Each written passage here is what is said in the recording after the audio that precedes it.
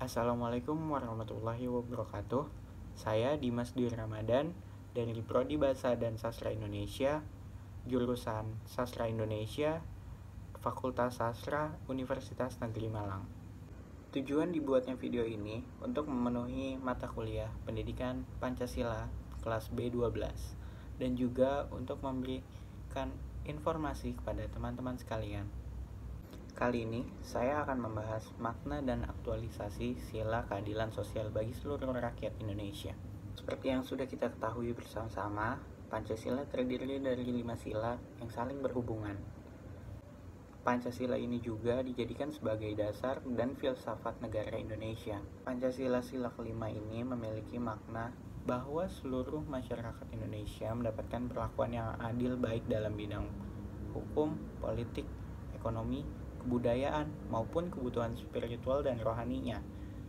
Ini semua agar terciptanya masyarakat yang adil dan makmur dalam pelaksanaan kehidupan manusia di dalam kehidupan masyarakat. Tidak ada perbedaan kedudukan ataupun strata di dalamnya. Semua masyarakat mendapatkan hak yang seharusnya diperoleh dengan adil. Keadilan sosial ini sendiri memiliki unsur pemerataan, pemersamaan, dan kebebasan yang bersifat komunal. Seperti yang sudah tertuang pada pembukaan Undang-Undang Dasar Negara Republik Indonesia tahun 1945, pada alinea ketiga, kemudian diarahkan pada itu untuk membentuk suatu pemerintahan negara Indonesia yang melindungi segenap bangsa Indonesia dan seluruh tumpah darah Indonesia, dan untuk memajukan kesejahteraan umum, mencerdaskan kehidupan bangsa, dan ikut melaksanakan ketertiban dunia yang berdasarkan kemerdekaan, perdamaian abadi, dan keadilan sosial.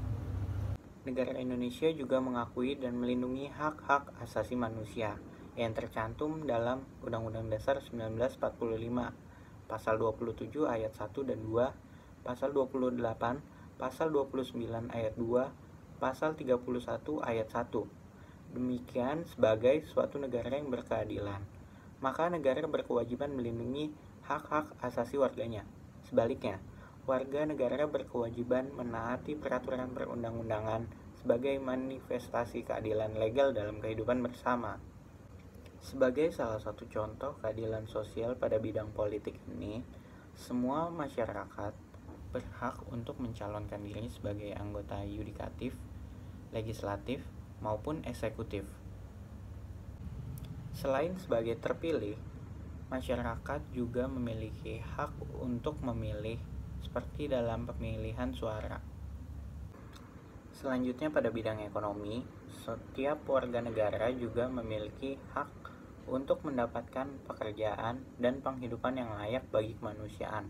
Hal itu didasarkan pada pasal 27 ayat 2 Undang-Undang Negara Republik Indonesia tahun 1945. Selanjutnya pada bidang hukum, setiap warga negara kedudukannya sama di depan hukum dan pemerintahan dan wajib menjunjung hukum dan pemerintahan. Tidak ada terkecuali siapapun dan apapun jabatannya.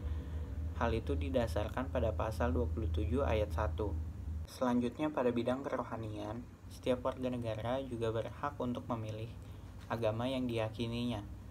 Seperti pada pasal 28E ayat 1 Undang-Undang Dasar tahun 1945, setiap orang bebas memeluk agama dan beribadat menurut agamanya, memilih pendidikan dan pengajaran, memilih pekerjaan, memilih kewarganegaraan, memilih tempat tinggal di wilayah negara, dan meninggalkannya, serta berhak kembali. Hal ini juga dikuatkan oleh pasal 28E ayat 2 Undang-Undang Dasar 1945 yang menyatakan bahwa setiap orang berhak atas kebebasan meyakini kepercayaannya. Selain itu, dalam pasal 28I ayat 1 Undang-Undang Dasar 1945 juga diakui bahwa hak untuk beragama merupakan hak asasi manusia. Selanjutnya, pada pasal 29 ayat 2 Undang-Undang Dasar 1945 juga menyatakan bahwa negara menjamin kemerdekaan tiap-tiap penduduknya untuk memeluk agama. Jadi, kesimpulan pada video ini adalah setiap manusia memiliki hak yang telah diperoleh dan dibawanya sejak lahir, yaitu hak asasi. Hak asasi manusia ini berlaku sejak ia lahir di bumi tanpa perbedaan atas dasar bangsa, ras, agama, serta kelamin. Dengan HAM, manusia memperoleh kesempatan untuk berkembang sesuai dengan bakat dan cita-citanya. Sebagai masyarakat yang baik, kita perlu menjaga keseimbangan antara hak dan kewajiban. Jangan sampai kita mengganggu hak orang lain. Seperti yang terdapat pada Pasal 28J ayat 1 Undang-Undang Dasar 1945. Diatur bahwa setiap orang wajib menghormati hak orang lain. Selain itu, Pasal 28J ayat 2 Undang-Undang Dasar 1945 juga mengatur tentang bahwa pelaksanaan hak tersebut wajib tunduk pada pembatasan-pembatasannya. Pembatasan yang dimaksud adalah peraturan-peraturan yang telah ditetapkan oleh pemerintah. Sekian dari saya, kurang lebih mohon maaf bila ada perkataan yang salah. Semoga bermanfaat. Wassalamualaikum warahmatullahi wabarakatuh.